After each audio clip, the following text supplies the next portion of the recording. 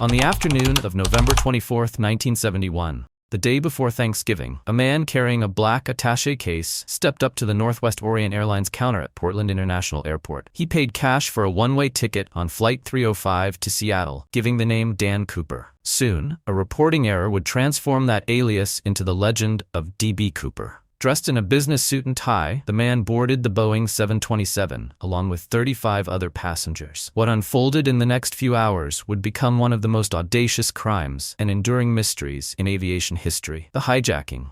Shortly after 3 p.m., as Flight 305 lifted off towards Seattle, Cooper discreetly handed a note to flight attendant Florence Schaffner. She assumed it was a flirtation, until Cooper softly told her he had a bomb in his briefcase. Schaffner quickly informed the cockpit crew of the chilling situation. Captain William Scott contacted air traffic control, and in turn, the FBI was alerted. Cooper's demands were clear and matter-of-fact: $200,000 in cash, 4 parachutes, 2 main and 2 reserve, and a fuel truck ready to refuel the jet upon arrival in Seattle. If not, he threatened to blow up the plane. Authorities agreed to comply. Flight 305 spent the next 2 hours circling over Puget Sound as law enforcement mobilized to collect the money and parachutes. Throughout the ordeal, flight attendant Tina Mucklow stayed by Cooper's side in the last row, acting as his liaison to the cockpit. By all accounts, the hijacker remained calm and oddly polite. He even seemed familiar with the area, noting city lights below. Mucklow later described him as not nervous and not cruel or nasty. When she gingerly asked why he chose Northwest Airlines, Cooper chuckled and said it wasn't about the airline at all. "It's just because I have a grudge." Despite the menace of his claim, he even ordered a bourbon and soda, offering to pay his drink tab and tip the crew. Offers they politely refused. By 5:45 p.m., Flight 305 landed at Seattle-Tacoma Airport and taxied to a remote part of the tarmac. In the rainy darkness, an airline manager delivered the ransom, $200,000 in cash, along with 4 parachutes to the plane. Tina Mucklow carried the money and parachutes aboard to Cooper. Once the ransom was secured, Cooper allowed all 36 passengers and 2 of the flight attendants to leave the aircraft unharmed. Only the 4 flight crew members, the pilot, co-pilot, flight engineer, and Mucklow, remained on board as his hostages. The escape. With the cabin now mostly empty, Cooper spelled out his escape plan to the crew. He ordered Captain Scott to refuel and then take off toward Mexico City. He insisted they fly low and slow, under 10,000 feet, with the landing gear down. The crew informed him they'd need a fuel stop, so they agreed on a mid-route landing in Reno, Nevada.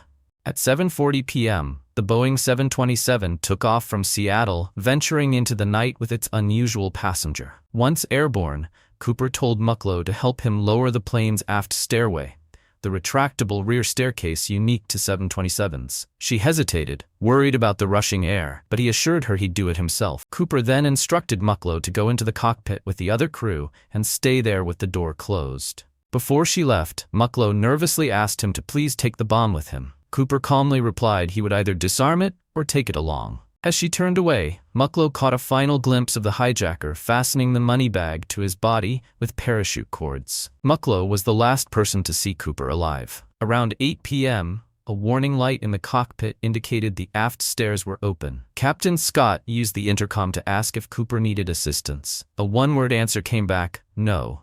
It was the last anyone heard from him.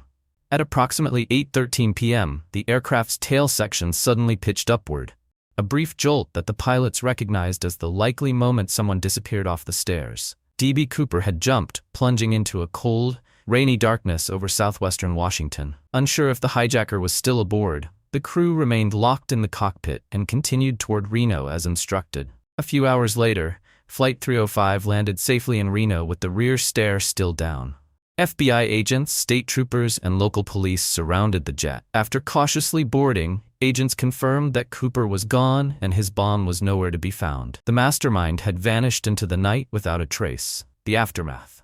The FBI immediately launched one of the largest manhunts in U.S. history. Agents recovered evidence from the aircraft: Cooper's black clip-on tie, with a mother-of-pearl tie clip attached, left on his seat, dozens of fingerprints, and 2 of the parachutes, one with its cords cut.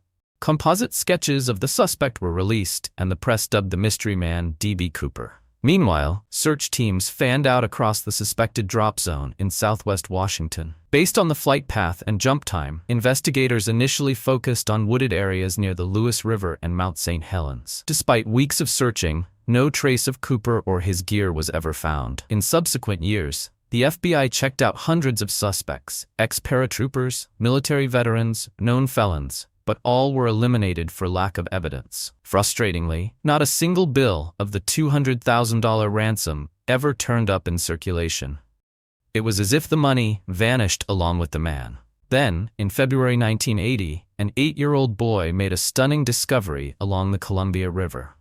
While digging in the sand on a riverbank called Tina Bar, about 20 miles downstream from the suspected jump area, he uncovered 3 bundles of decaying $20 bills. The tattered cash totaled $5,800 and matched the serial numbers of Cooper's ransom money, marking the first tangible evidence of the hijacking since Cooper vanished.